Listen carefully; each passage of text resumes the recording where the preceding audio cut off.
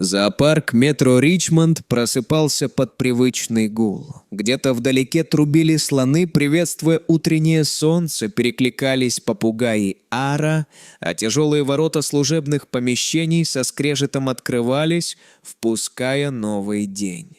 Но в ветеринарном блоке, обычно наполненном деловитой суетой, сегодня царила тяжелая гнетущая тишина. В центре стерильной комнаты на холодном смотровом столе лежала Белла. Золотистый лабрадор, любимица всех сотрудников. Она не была экспонатом, она была душой этого места, собакой-терапевтом, которая годами помогала адаптироваться пугливым животным и успокаивала нервных детенышей. Прошлой ночью Белла стала мамой. Это должно было стать праздником, но судьба распорядилась иначе. Тяжелые осложнения после родов, стремительная пулеинфекция и вердикт врачей, прозвучавший как гром среди ясного неба. Белле нужна срочная операция и длительная изоляция в клинике за городом. Ее жизнь висела на волоске, а в картонной коробке, устеленной мягкими полотенцами, пищал крошечный слепой комочек. Единственный щенок. Он тыкался влажным носом в махровую ткань, ища тепло материнского бока, но находил лишь пустоту. «Мы не можем выкармливать его искусственно в одиночестве», — тихо сказал доктор Харрис, главный ветеринар, протирая очки. «Лабрадоры — социальные существа. Без материнского тепла, без тактильного контакта и общения в первой неделе жизни он вырастет сломленным. У него будут проблемы с психикой. Но у нас нет других кормящих собак», — возразила Сара, молодая смотрительница, с болью глядя на пищащий комочек. «Белла вернется не раньше, чем через месяц, если вообще...» В вольере для гепардов жизнь текла своим чередом. Самка по имени Зинга была настоящей королевой этого маленького огороженного мира. Грациозная, с мышцами, перекатывающимися под золотистой шкурой, и глазами янтарного цвета, которые, казалось, видели все насквозь. Недавно Зинга принесла потомство, 3 крепких шумных детенышей. Гепарды – удивительные создания. Они хищники, машины для убийства, способные разгоняться до скорости спортивного болида. Но при этом они обладают, на удивление, мягким, почти собачьим характером в кругу семьи. В отличие от львов или тигров, гепарды менее агрессивны и более эмоциональны. План доктора Харриса вызвал бурные споры. Подселить щенка собаке, потенциальную добычу или, в лучшем случае, раздражающий фактор к дикому хищнику. Это казалось безумием.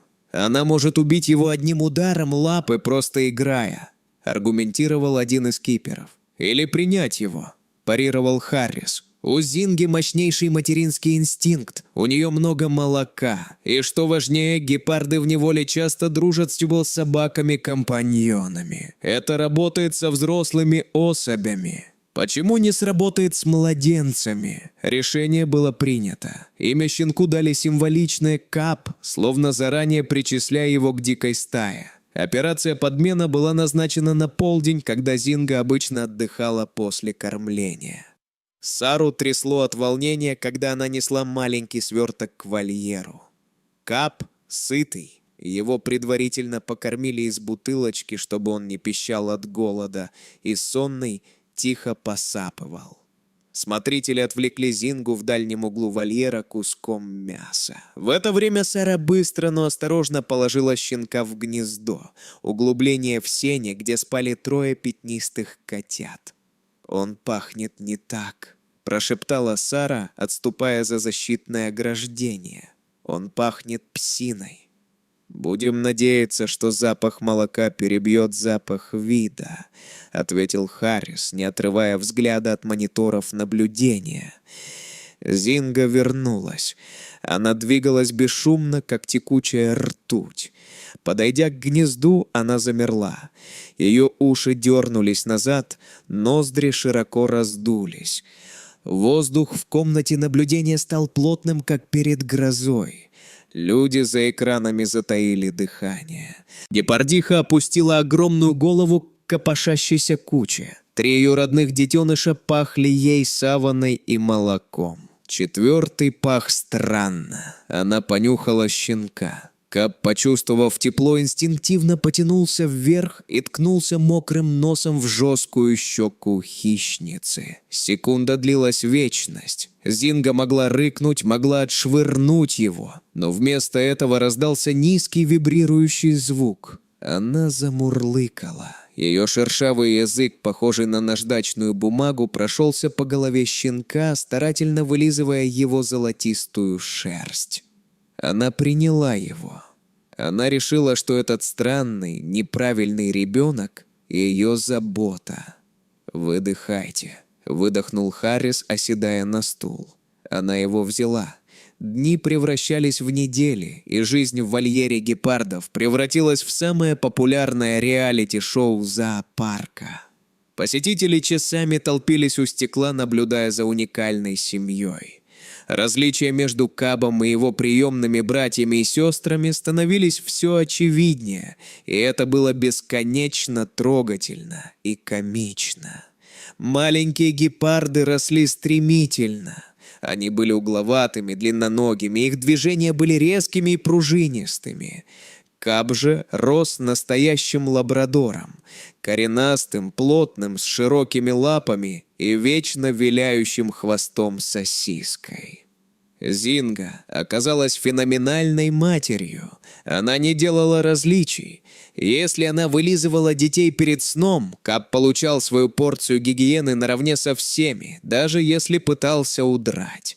Если она приносила кусочки мяса для обучения охоте, она подталкивала один кусок к носу щенка, хотя тот смотрел на сырое мясо с недоумением, предпочитая свой собачий корм, который приносили киперы.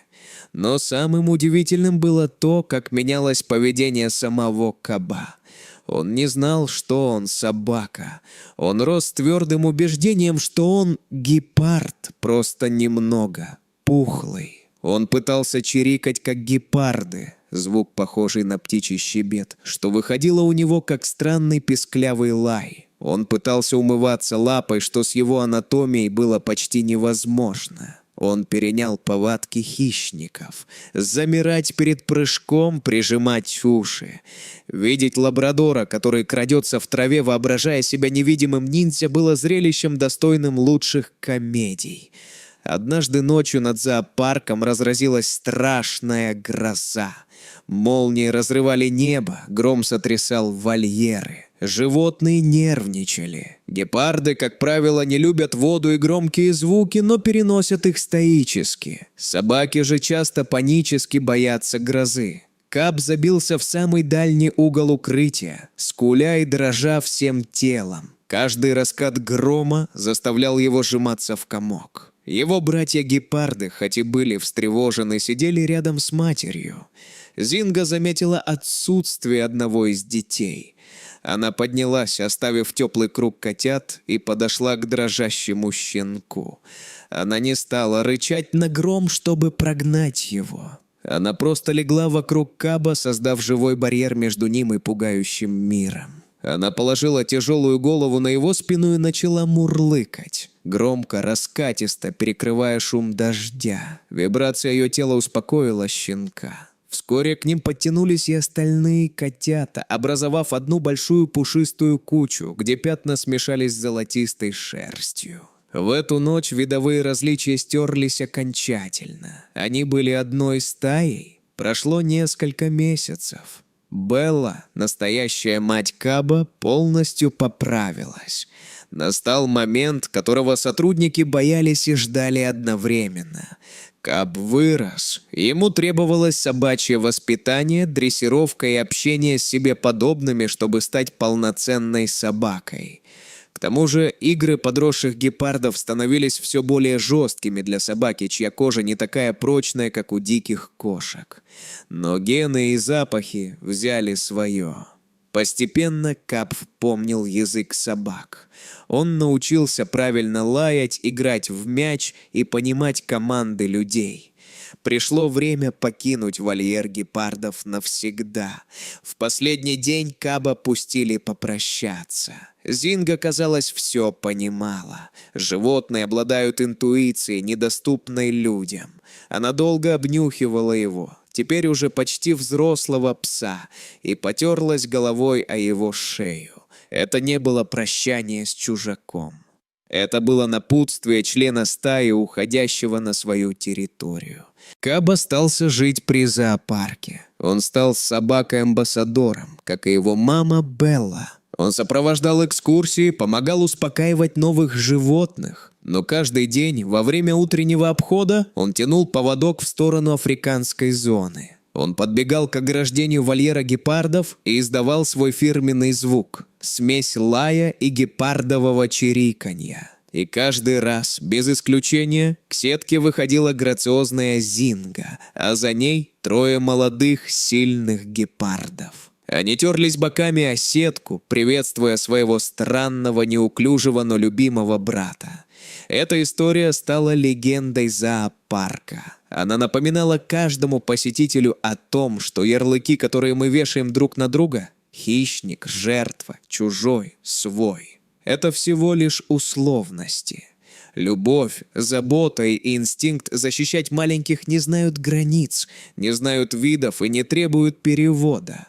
Материнское сердце Зинги оказалось достаточно большим, чтобы вместить того, кто совсем на нее не похож.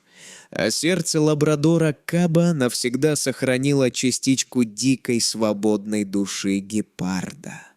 И если вы когда-нибудь увидите собаку, которая пытается умываться лапой или забавно крадется в высокой траве, улыбнитесь. Возможно, она тоже знает секрет, что для настоящей семьи не обязательно быть одной крови.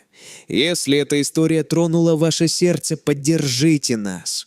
Ставьте лайк, подписывайтесь на канал и обязательно нажмите на колокольчик, чтобы не пропустить новые удивительные рассказы о животных.